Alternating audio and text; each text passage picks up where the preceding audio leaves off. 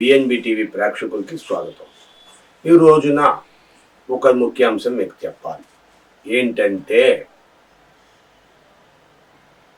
ఉత్తరాఖండ్లో చెలరేగిపోతున్న ఉన్మాదులు అనాలా, ఉత్తరాఖండ్లో చెలరేగుతున్న ముస్లింలు అనాలా, ఉత్తరాఖండ్లో బీజేపీ ముస్లింలు రెచ్చగొడుతుంది అనాలా, ఏం చెప్పాలి? ఏం చెప్తే మీకు సంతోషంగా ఆనందంగా ఉంటుంది ఈ వార్త? కానీ అక్కడ జరిగే విషయం మాత్రం వేరే. మీరు ఏదన్నా అనుకోండి, అక్కడ జరిగే విషయం ఏంటంటే దురాక్రమణగా నిర్మాణం చేసిన వాటిల్ని సరైన నిబంధనలు లేకుండా, లేకపోతే అక్రమముగా నిర్మించిన స్థలాలని వాళ్ళు స్వాధీనం చేసుకోవడానికి సంబంధిత వాళ్ళు కూల్చివేయడం అనేది చాలా సహజమైన విషయం. అవునంటారా కాదంటారా? ఇప్పుడు మీ ఆస్తి ఉందండి, ఎవడో వచ్చి సన్నాసి వచ్చి మీ ఆస్తిలో ఒక ఇల్లు కట్టాడు, లేదా ఒక గోడ కట్టాడు, మీరు ఊరుకుంటారా?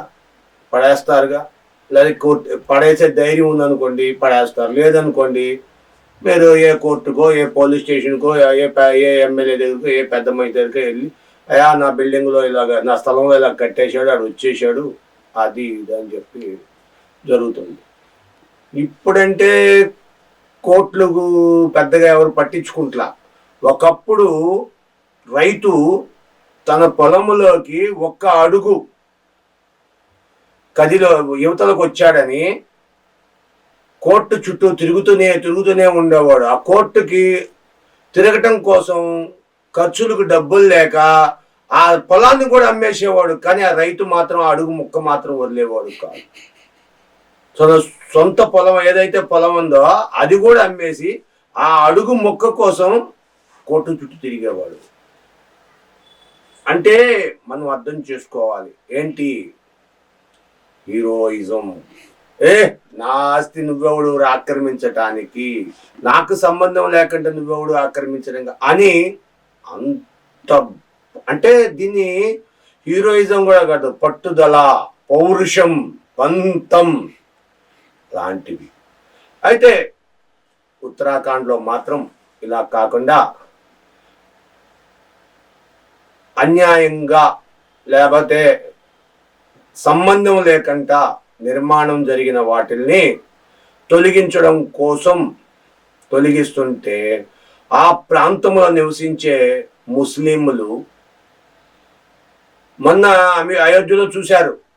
మామూలుగా హిందూ దేవాలయం ప్రాంతంలో ఉండాల్సిన ప్రాంతంలో ముస్లింలు, ప్రాచీన ముస్లింలు మసీద్ని కట్టారు. ప్రాచీన దేవాలయాన్ని కూల్చేసి మసీదు కట్టారు. మరి ఆ రోజున ఆ ప్రభుత్వాలు, ఆ మనుషులు వాళ్ళు ఏం చేశారో, ఎందుకు వదిలేశారో తెలీదు. కానీ నేడు బీజేపీ హయాంలో మోడీ వచ్చినాక చెద దులుపుతున్నారు, మట్టి దులుపుతున్నారు.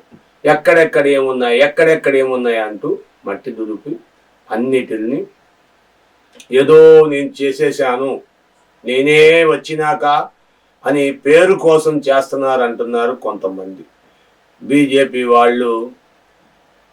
ముఖ్యంగా మోడీ గారు, అయ్యగారు అన్నీ వెతుకులాట చేసి అన్ని పడేయటాలు, లేనిపోయినవి అన్ని కొత్త జీవోలు, కొత్త ఆర్డినెన్స్, జిఎస్టీలు అవి ఇవి పెట్టినారు.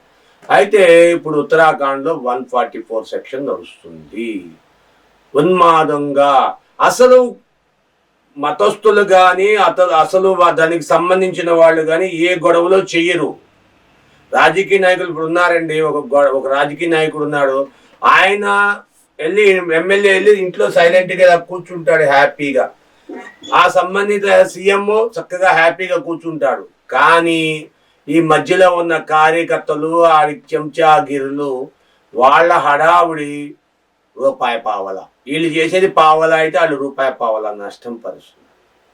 కాబట్టి దయచేసి అన్నిగా భావించకుండా ఎవరు ఆస్తి అయినా ఆస్తి అని భావించాలి. అవునా కాదా? ఇప్పుడు కొత్త చట్టం వచ్చిందో 147ని నిబంధనలు మారుస్తున్నారు. కాబట్టి పబ్లిక్ ఆస్తులు కానీ ఏమన్నా ధ్వంసం చేస్తే వాళ్ళకి బెయిల్ కూడా రాదంట.